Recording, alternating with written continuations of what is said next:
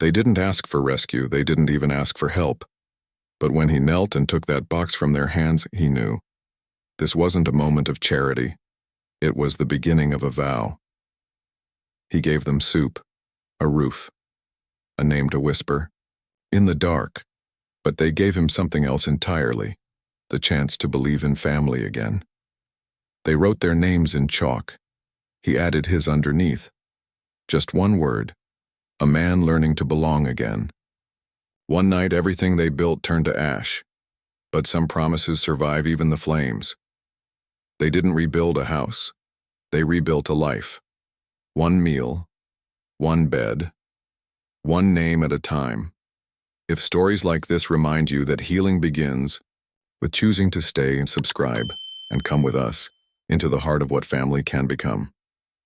The rain had been steady for hours, a soft, relentless tapping on the tin roof that had once lulled Thomas to sleep. Tonight, it kept him awake. He sat in the kitchen with a mug of black coffee, gone cold hours ago. The wood stove crackled faintly, in the corner, not loud enough to cover the hum of silence that clung to the house. The kind of silence you only noticed when you lived alone. The kind that made you remember everything you'd tried to forget. Thomas stood and moved to the window. The glass was fogged from inside, the porch light casting a faint halo across the misty front yard. Beyond it, the darkness swallowed the gravel road and the line of pine trees that framed his property like old guards. Then he saw it. Movement. 3 small shadows at the edge of the porch. He narrowed his eyes, heart skipping. Once, coyotes didn't knock, bears didn't shiver. He reached for the lantern by the door, flicked it on, and opened the door. The wind hit him like a breath of something ancient, damp and full of memory. There, just beyond the step, stood 3 boys. Triplets, maybe. 6, maybe 7 years. Old. Identical. Same soaked sneakers. Same 2 big jackets that clung to their thin frames. Same wide, silent eyes. The tallest stood in the middle. The other 2 flanked him like matching echoes. They didn't speak.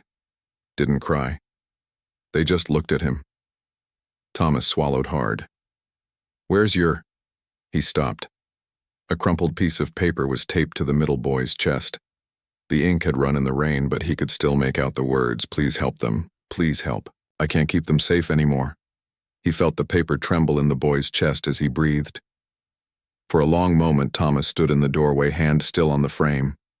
Part of him wanted to turn, to call someone.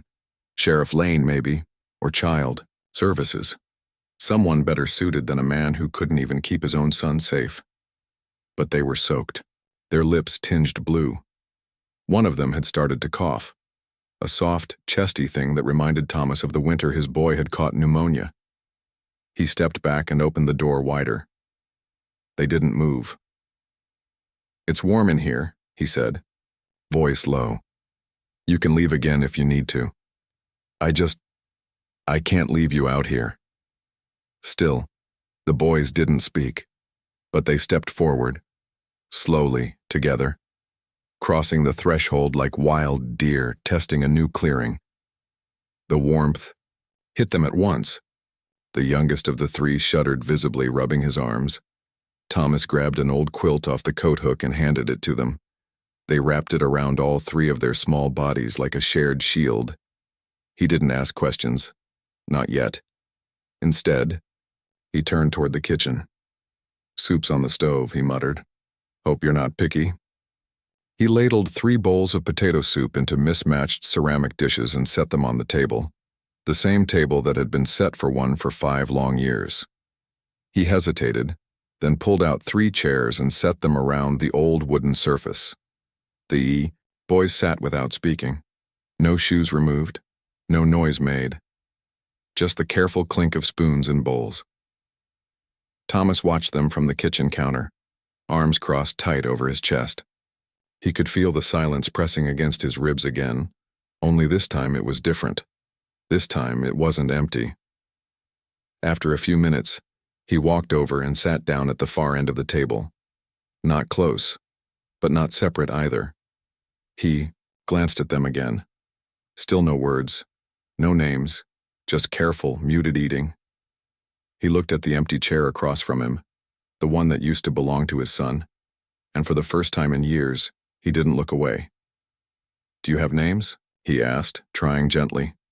The oldest paused, looked at the others, then gave a small shrug.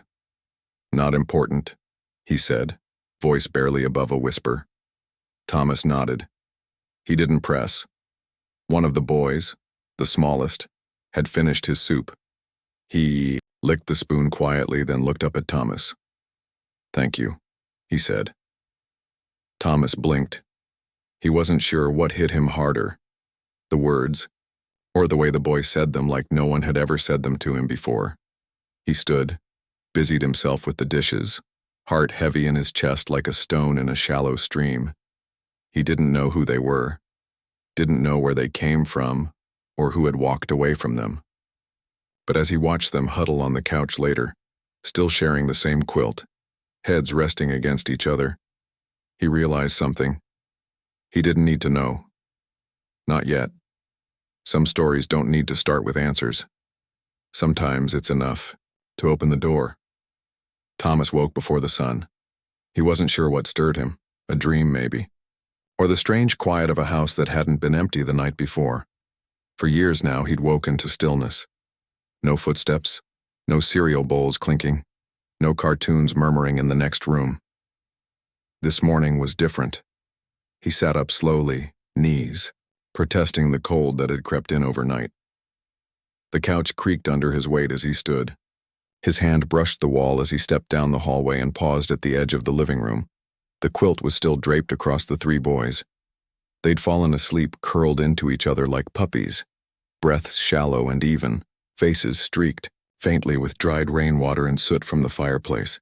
Someone, the middle one he guessed, had pulled off his socks during the night and tucked them under his chin like a pillow. Thomas stared at them for a long time. Part of him expected to wake and find the house empty again. But they were, still there. Real, fragile, and warm-blooded. He shuffled into the kitchen, started the kettle, and cracked the window just enough to let in the faint scent of pine and wet leaves. Vermont's October mornings didn't take their time.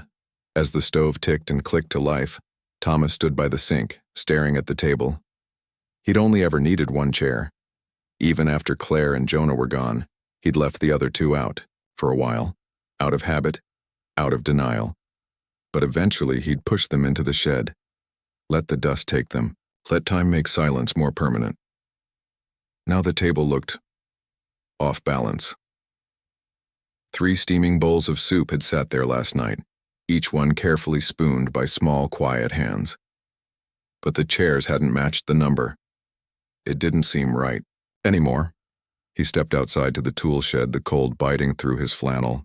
It had been years, but he found the other chairs tucked in the back behind old fishing rods and half-finished projects. He carried one in each hand and dusted them with the hem of his shirt. They creaked when he set them down, but they still stood firm.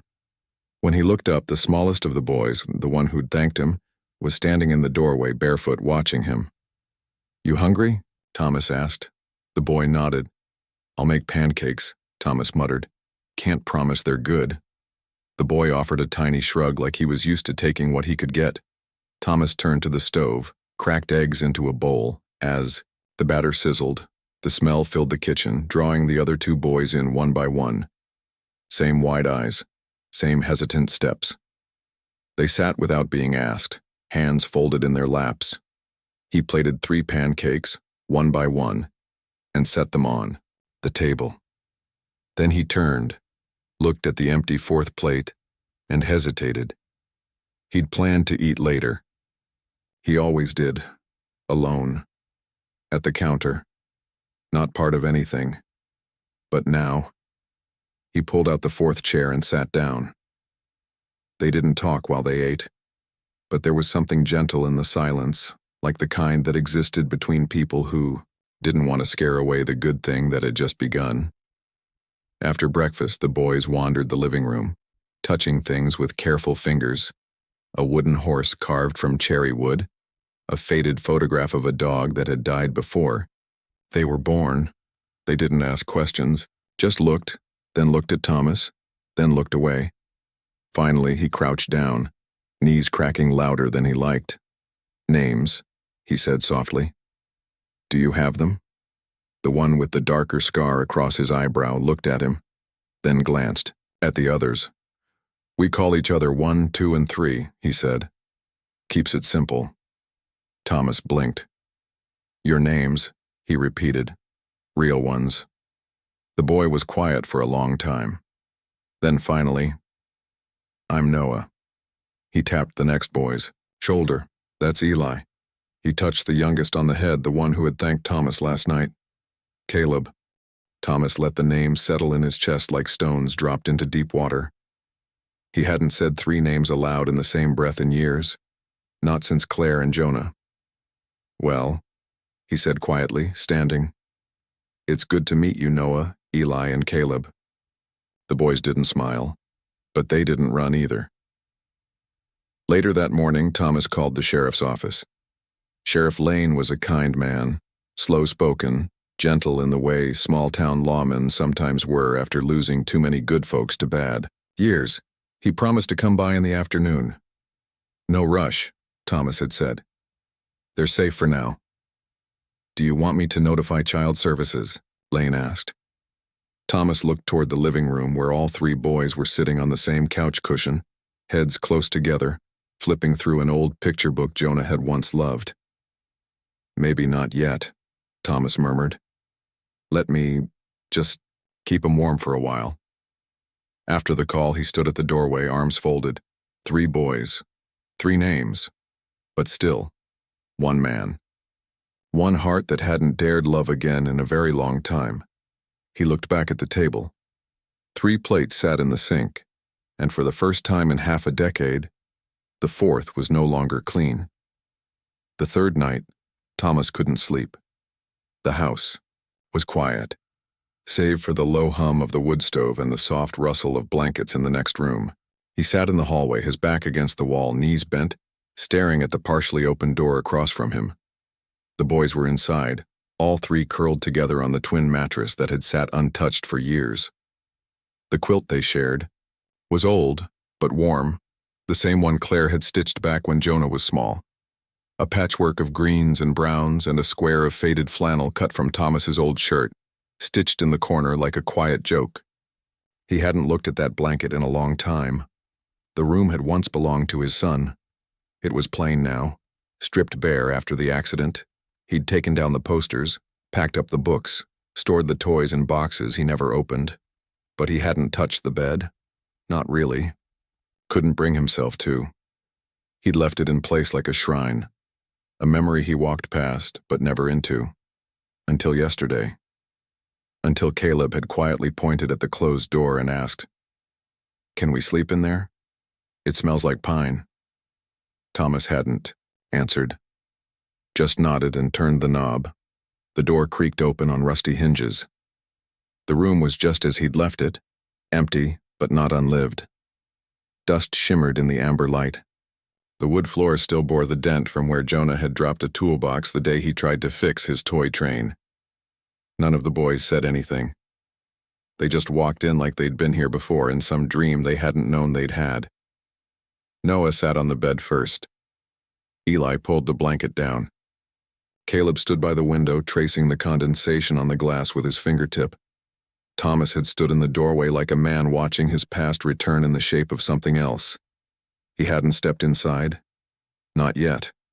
Now, hours later, sitting in the hall, he still hadn't. Instead, he watched. The boys had fallen asleep quickly, worn down by travel, hunger, fear. But even in slumber, they moved as one.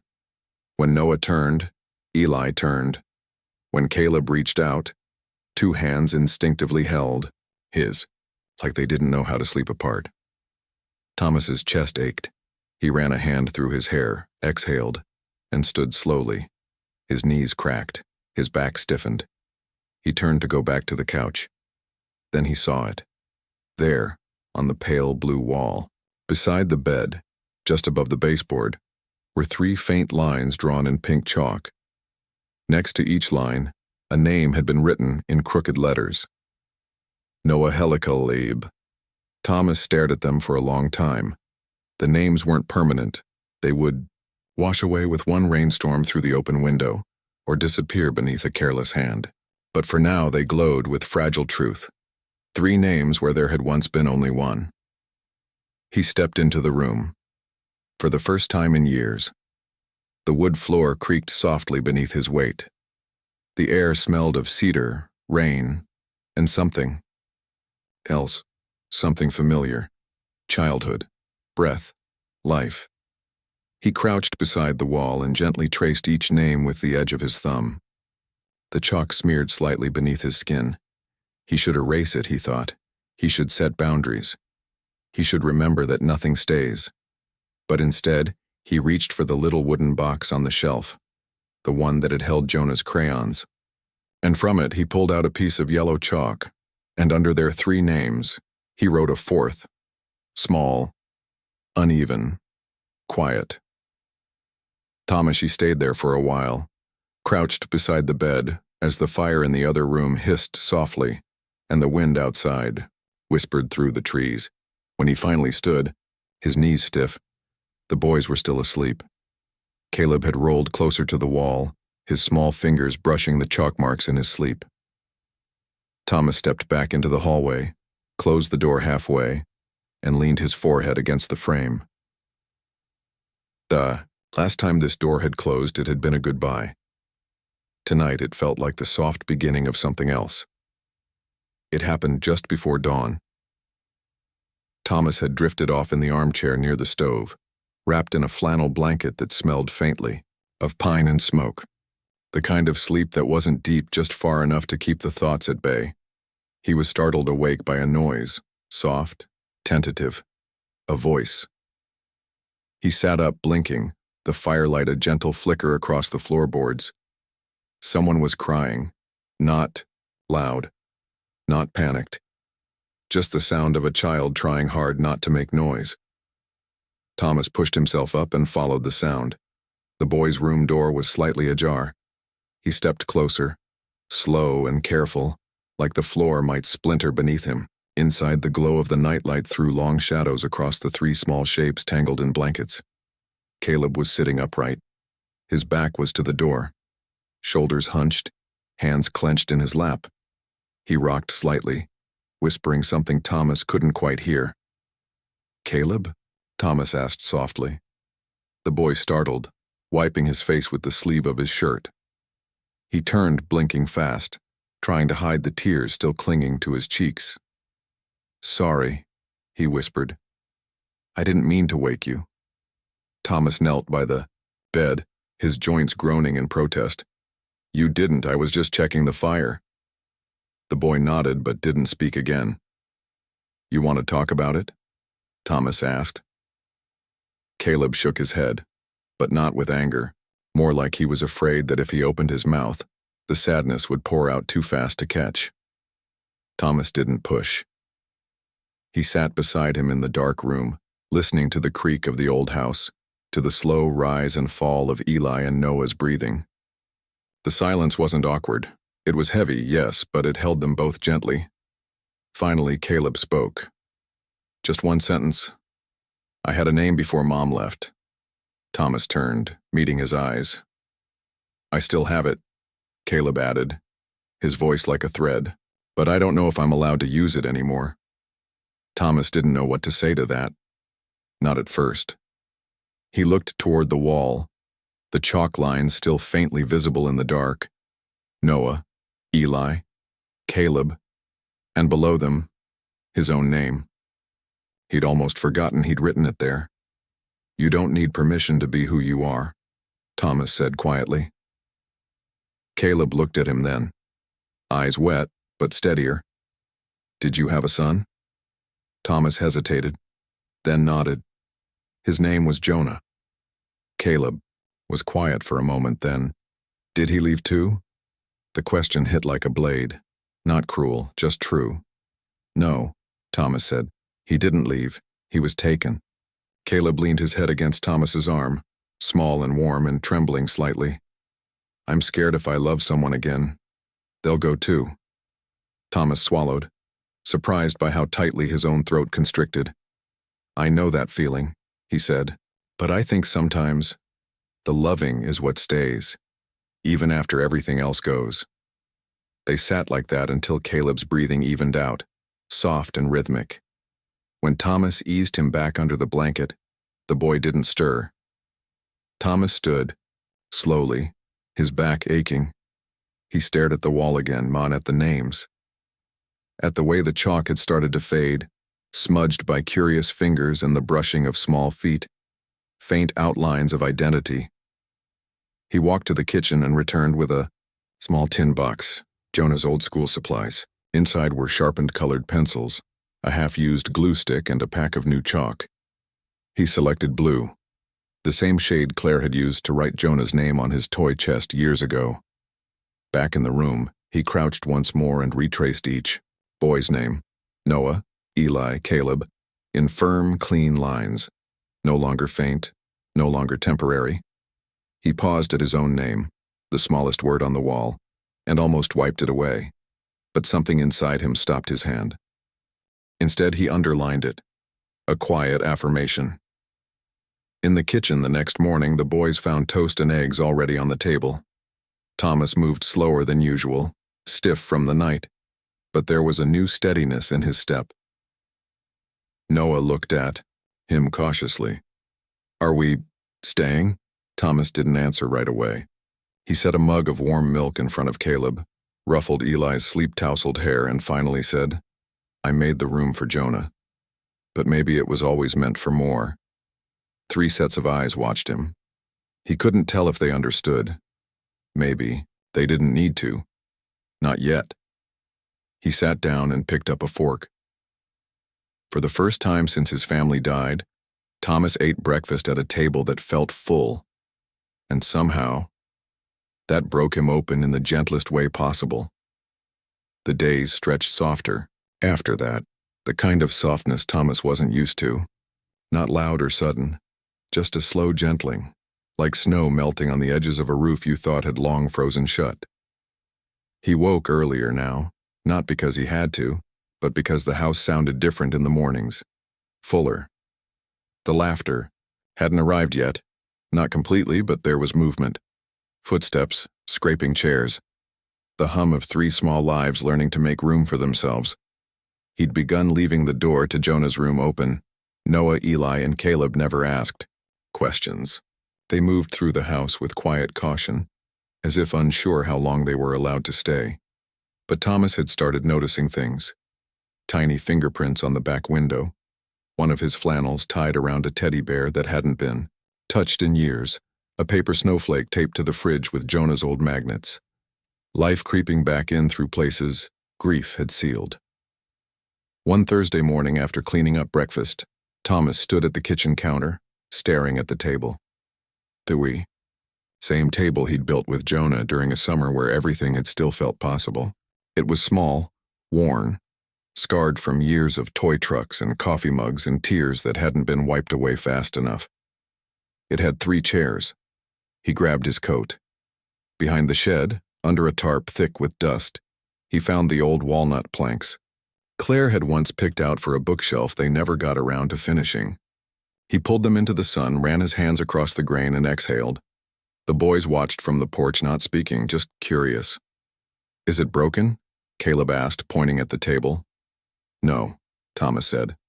"Just not big enough anymore." They blinked, unsure what that meant. Inside the garage, he worked for hours. He cut and sanded, planed and joined. The familiar rhythm steadied his breath, brought back the part of him that had always found comfort in doing something with his hands. Something that stayed. He made 4 chairs, not 3. 1 for each boy, 1 for him. He widened the table, smoothing the edges with care. When he finished, he didn't stain it, didn't try to hide the knots or the little imperfections. He wanted it to look like them, mismatched, real, held together by effort and decision. That night, as dusk folded around the house, he carried it into the kitchen. The boys were in the living room building something with old blocks and mismatched dominoes. When they looked up, Thomas gestured toward the table. "You hungry?" 3 heads nodded. He set the plates, 4 of them, aligned just so, and then, without announcement, without ceremony, they ate. Caleb told him the toast tasted like camping, which Thomas took as a compliment.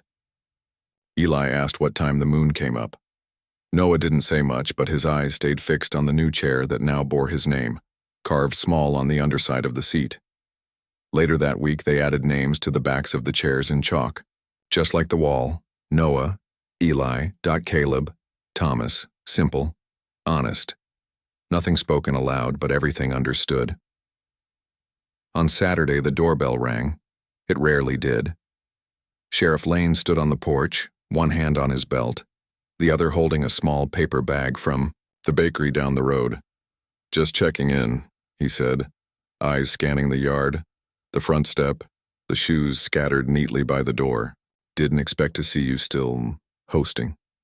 Thomas didn't answer right away. He leaned against the frame and crossed his arms. "They're quiet," he said. "Clean up after themselves. They've taken over my kitchen, left chalk on my walls, and built a house for squirrels out back using my good kindling." Lane raised an eyebrow. "That sounds like a problem." Thomas's mouth curved, not quite a smile, but close. "It's a good problem." The sheriff studied him for a moment, then nodded slowly. "No word on the mother. No other relatives, either. And child services is overloaded. If they're safe, well, I've got no reason to rush anything." He paused. "You building something new in there?" he asked, nodding toward the window. Thomas turned, saw the 4 chairs in the evening light, soft golden across the wood. "Yeah," he said. "I guess I am." As the sheriff walked away, Thomas stood on the porch a while longer, watching the shadows lengthen across the yard. The boys were inside, drawing something on the kitchen floor with sidewalk chalk they'd insisted on using indoors. When he stepped back in, Caleb looked up and said, "Can we make pancakes for dinner?" Thomas didn't hesitate. "Only if you flip them." The boy's face lit up. Later that night, as the house settled and the stove dimmed, Thomas stood in the hallway again. Same place, different man. He looked at the door of Jonah's room. Now their room.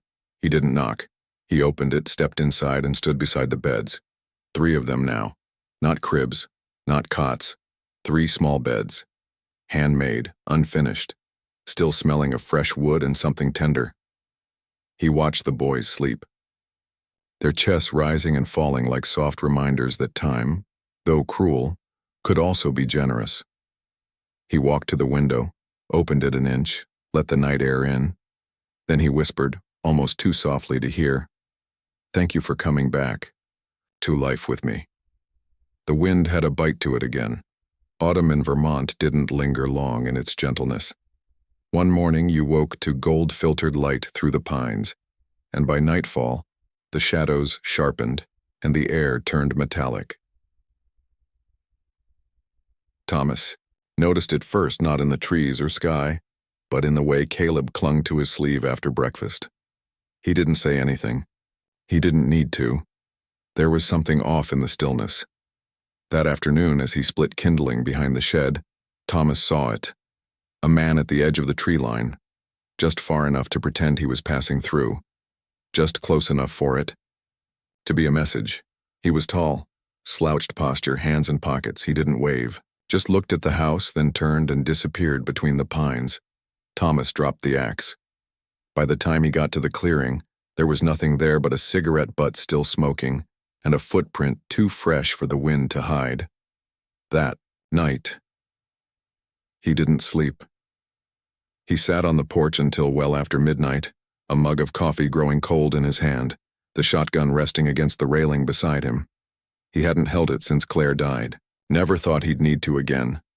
But something in that man's stance, in the deliberate stillness of it, reminded Thomas of the kind of threat that didn't knock before it broke through.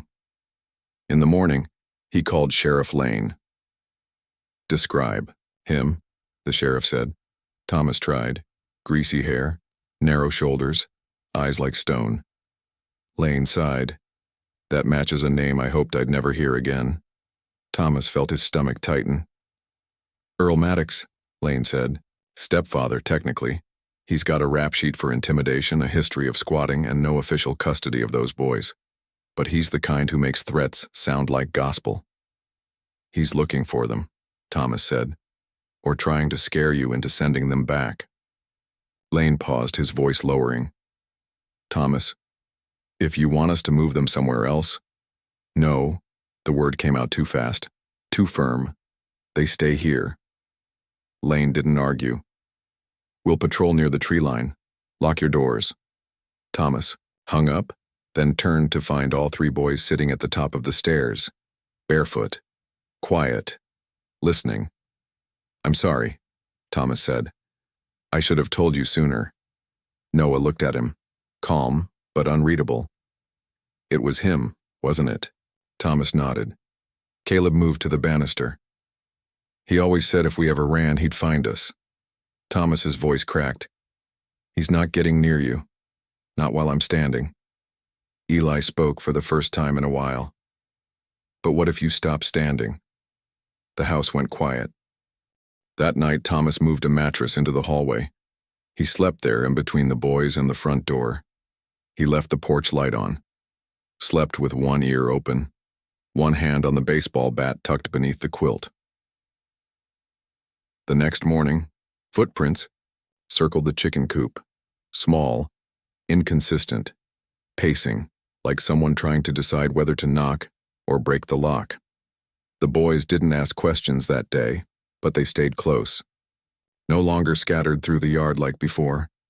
They moved together, from kitchen to living room to hallway, always within reach of Thomas's shadow. When the school counselor called to ask if they'd enrolled yet, Thomas told her not. This week. He didn't say why. He didn't have to. That night the wind picked up again. The power flickered just after dinner. The boys were coloring at the table, a four-piece picture they were building together. Thomas stood at the window watching the fence. Then, the sound, gravel shifting. Boots, too close. He turned off the kitchen light. The boys froze. Thomas stepped out onto the porch, heart hammering, breath tight. A shadow moved at the edge of the ice. "Yard evenin'," a voice called. Low. Mocking. "Earl." "I'm not here for trouble," he said, hands raised. "Just want what's mine." Thomas gripped the railing. "You've got nothing here." Earl smiled. "Funny, those boys sure look like something. Bet the money follows real easy if I find the right charity to back me." Thomas's jaw locked. "They're not yours." "They ain't yours either," Earl said. "Just borrowed 'em, huh? Little project to patch a hole in your broken life?" Thomas took a step forward. "You come any closer and I swear to God." "Easy," Earl said, grinning. "No harm. Just saying hello. I'll be back. With paper next time." And then he was gone, slipping into the trees like the coward he was. Thomas stood on the porch long after the shadow disappeared. When he turned around, all three boys were in the doorway. No one spoke. But Thomas walked to them slowly, dropped to his knees. "I don't know what kind of life I can promise," he said, voice rough, "but I won't let anyone take you from it." Noah nodded once. Eli leaned against his arm. Caleb reached for his hand, and Thomas, who hadn't touched another human soul in years, let himself hold them. Not like he was rescuing them, but like they were rescuing him right back. The storm came fast, unannounced, like most bad things. It started with wind, the kind that rolled low through the trees and made the windows hum in their frames. Then the snow began, thick and wet, falling sideways in sheets that turned the yard to white long before night fully fell. Thomas moved through the house like a man preparing for siege. He locked every door, stuffed towels at the bases of windows, checked the flashlights, restocked the wood bin. His movements were precise, quiet, but the boys could see the tension in his shoulders, the tightness in his jaw.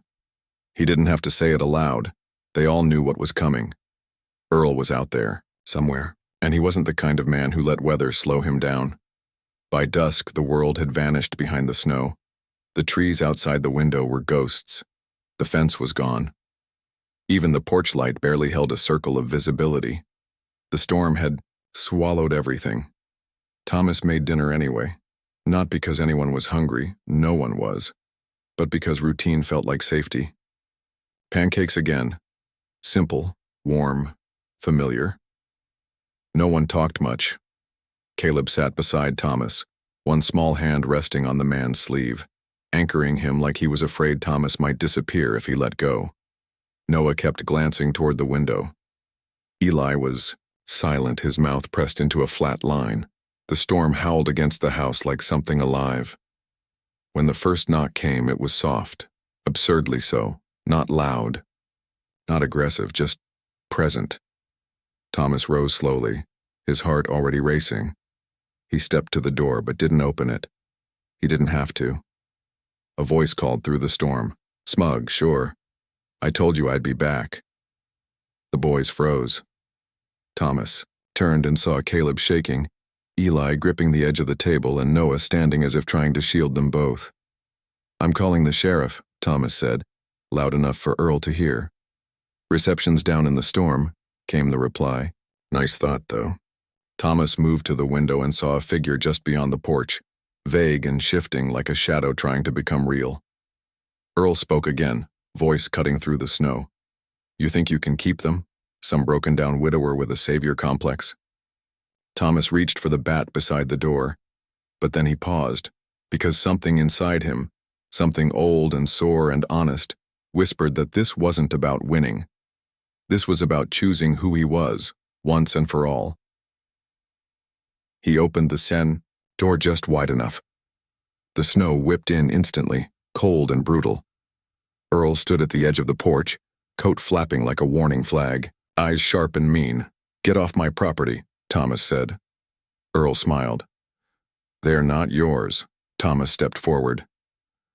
"I buried a son in this town," he said, voice like gravel and fire. "I know what it means to lose what you love." Earl laughed. "And now what? You want to collect a few more, fill the space?" Thomas didn't blink. "No," he said. "I want to protect them." Earl stepped closer. Thomas didn't flinch. Behind him, he heard a sound. Small footsteps, the creak of the floors, and then Dad. One word, one voice. Caleb. Thomas turned just enough to see the boy standing behind him, shaking, his face pale but his eyes steady. "Go inside," Thomas said softly. But Caleb didn't move. Instead, he walked forward, past Thomas, and stood on the porch between Thomas and Earl. "I'm not going back with you," he said. "You're not family." Earl's mouth curled into a snarl. "You little—" And then Thomas stepped between them, fully, fiercely, his voice thundered. "If you touch them, I swear I'll bury you in this storm." Earl faltered. Something in his face, arrogance, cruelty, cracked, just for a moment. And in that breath of weakness, Sheriff Lane's cruiser headlights cut through the snow like a divine interruption. Earl stepped back, hissed something inaudible, and disappeared into the storm. The door slammed shut behind them. Inside, the boys stood in a loose triangle of fear and relief. Thomas turned, face pale, hands shaking. Then, without words, they ran to him, all three. Noah first, then Eli, and finally Caleb, burying themselves in his arms, clinging to his coat like it was the only solid thing left in the world. Thomas dropped to his knees, wrapped them in his arms, and let the tears come. Not from fear, not from anger, but from something older, deeper, a kind of release that only comes when a man realizes he still has something worth losing, and he's finally ready to fight for it. "I thought I didn't know how to love again," Thomas whispered into their hair, his voice breaking. "But I was wrong." Outside, the storm howled. Inside, in a house once built for silence, 4 hearts beat louder than the wind. The sheriff stayed until nearly dawn.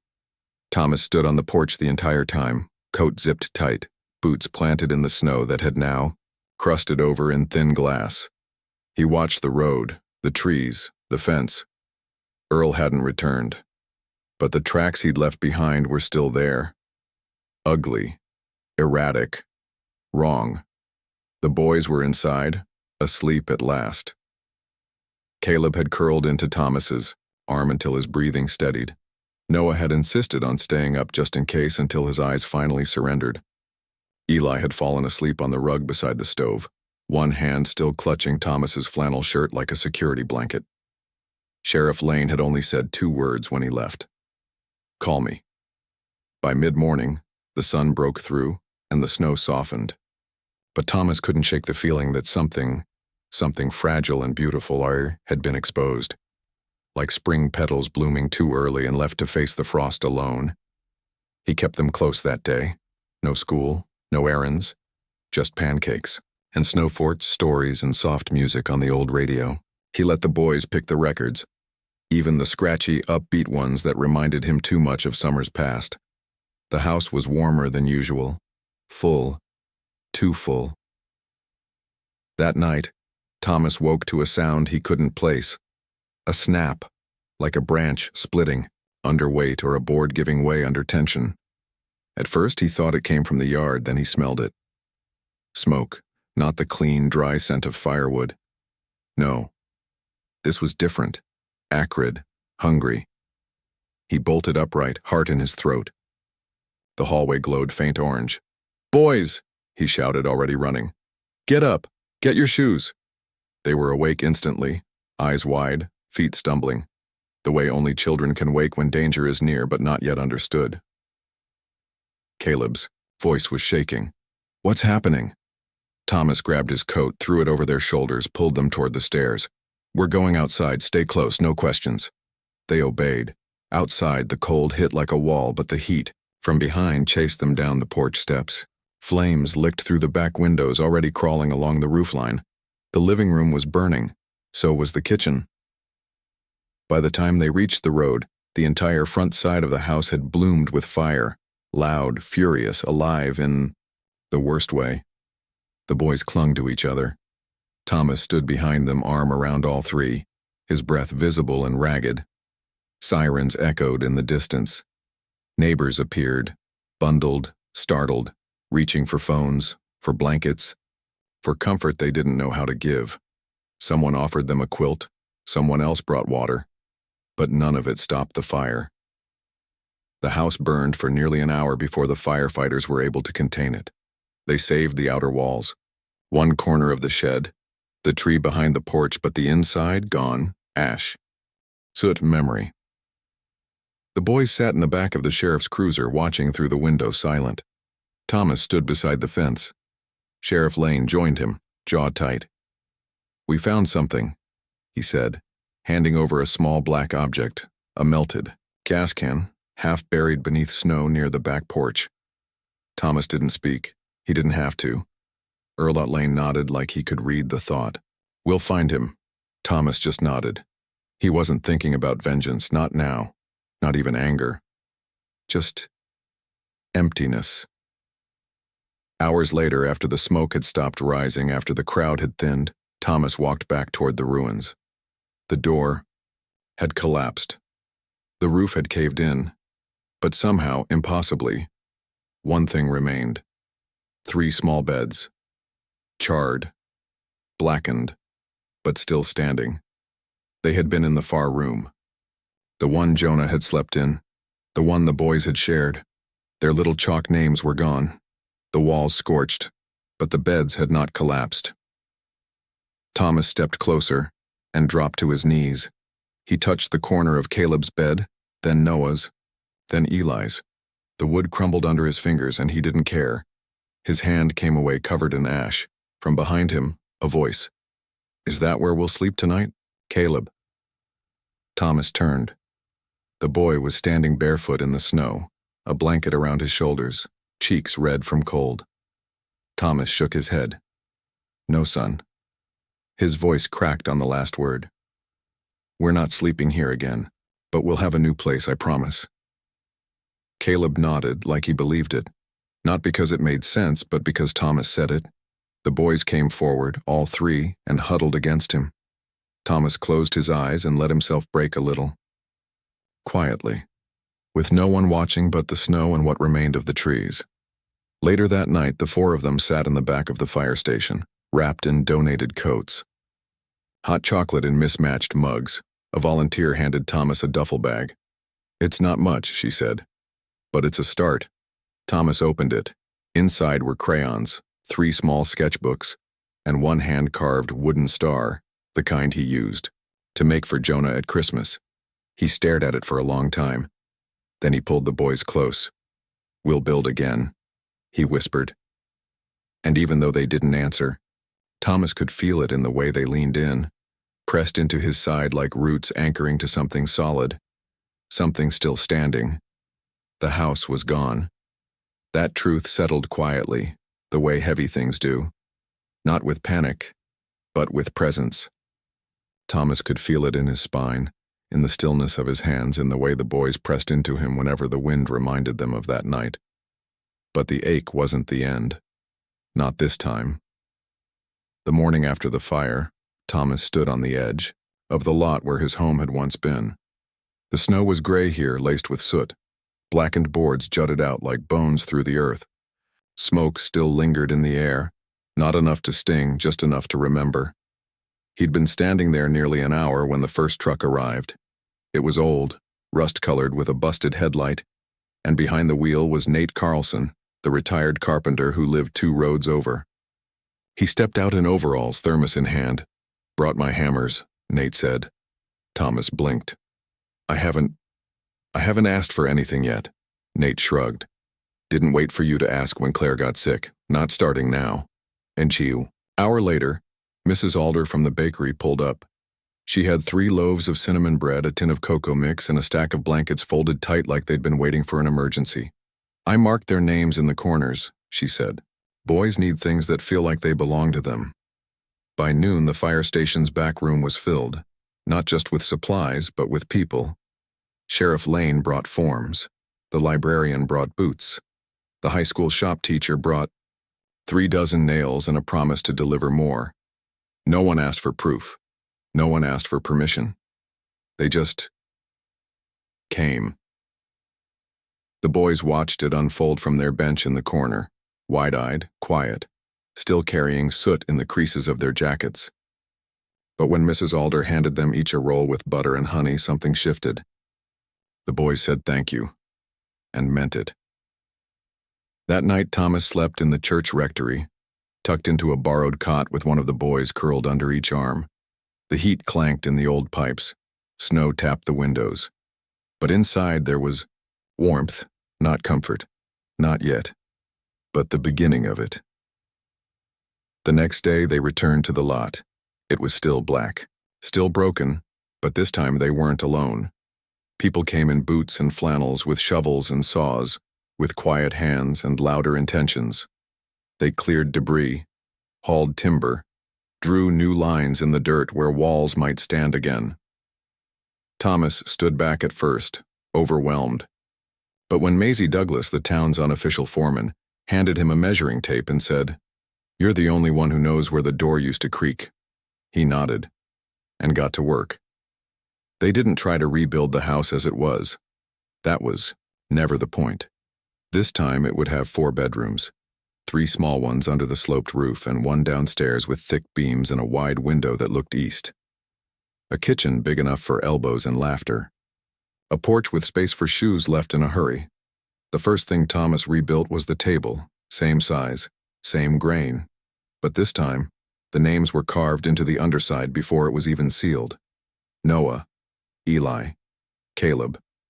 And on the last leg, he added, 1 more, Thomas. Not because it was his, but because this time, he chose to stay.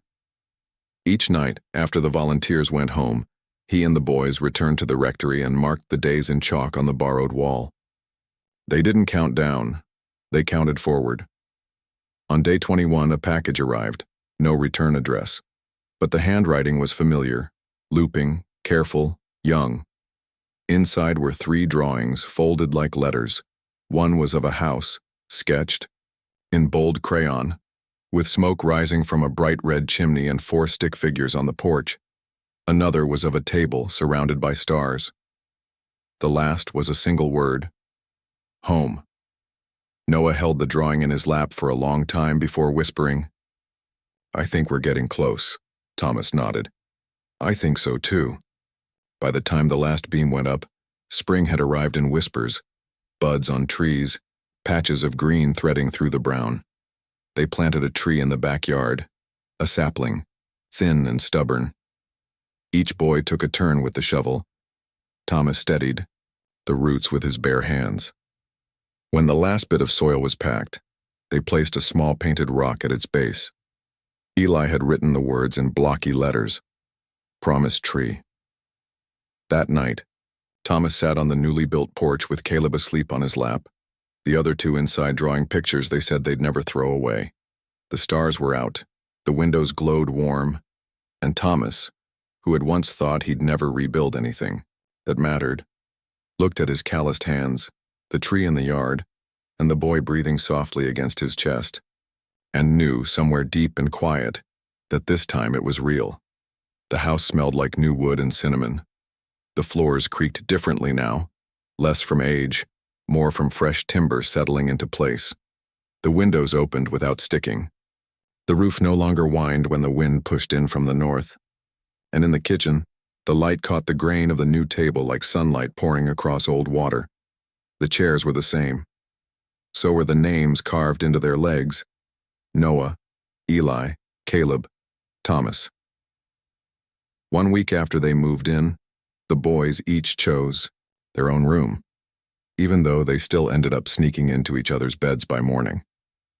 The hallway was scattered with socks and drawings and mystery crumbs no one could explain. And every night Thomas walked through with a mug of tea, turning off lights, whispering reminders to brush teeth, stepping over the joyful chaos of what his life had become. There were moments he still didn't believe it, not because it was too perfect, but because it was so ordinary, and somehow that was even more miraculous. Noah had taken to reading out loud on the porch, big chapter books with voices for every character. Eli kept a notebook filled with made-up inventions, Thomas machines, he called them. Caleb, ever the softest, had hung a sign on his door that read, "This room is for staying." And Thomas, he'd started sketching again, at first just in the margins of lists, later in a real notebook. He didn't always draw houses. Sometimes it was hands, sometimes it was eyes, sometimes 3 pairs of small boots lined up on a doormat, slightly crooked, slightly mismatched, completely home. The promise tree in the backyard had taken root. It bent slightly in the wind, but never broke. The boys tied strings to its branches and called them wishes, even though Thomas never asked what they said. One Sunday afternoon, as the breeze turned warm for the first time that year, the 4 of them sat beneath it, paper plates, lemonade, crumbs from a too-big pie spread across a checkered blanket. Thomas leaned back against the trunk, watching the way the sunlight danced across the grass. Noah was telling a joke Eli didn't quite get. Caleb was drawing something in the dirt with a stick, a house with 3 small beds and a man standing nearby. "Hey," Caleb said quietly, nudging his drawing. "That's you." Thomas smiled, eyes soft. "That's us." Later that evening, after the boys had drifted off, one by one, Thomas stood in the hallway looking at the closed doors. On each was a wooden sign carved by hand, just names: Noah, Eli, Caleb. He walked past them slowly, hand grazing the wall. When he reached the end of the hallway, he paused. The room was small, barely enough for a bed and dresser, but it was his. It smelled of sawdust and clean linens. The window looked out at the promise tree. He stepped inside, sat at the edge of the bed, and pulled open the drawer in the nightstand. Inside was the letter, the one Caleb had written on the night they moved in. He unfolded it again, even though he already knew the words by heart. "Dear Thomas, thank you for saying yes to the door. And then to the soup. And then to us. We didn't know how to ask for a family. You didn't ask to become one. But you did anyway. This is my favorite house. Not because it's big, but because every room has your name in it, even if you never say it out loud. Love." Caleb Thomas folded the letter carefully, set it back in the drawer, and turned off the light. He didn't sleep right away.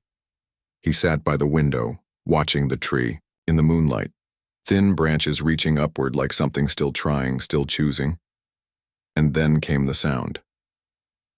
Soft footsteps. A knock. The door cracked open. "Can I stay in here?" Caleb whispered.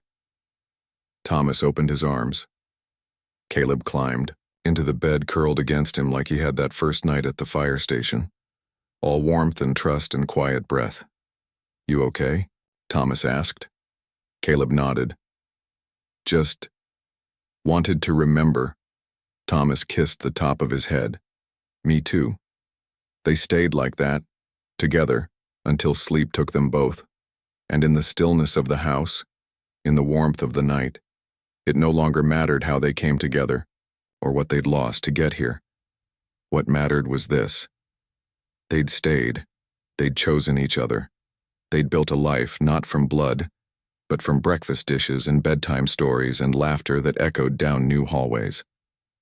A house with 3 small beds, and a man who once upon a time thought he'd never be whole again. But he was. In the way that only love makes you whole. Slowly, quietly, without ever asking for permission. If this story touched your heart, stay with us. Because some stories don't end with the end. They end with a house full of laughter, a tree that still bends in the wind, and a hand that never lets go. If this story stayed with you, even just a little, stay with us too. So every day can be part of someone's healing.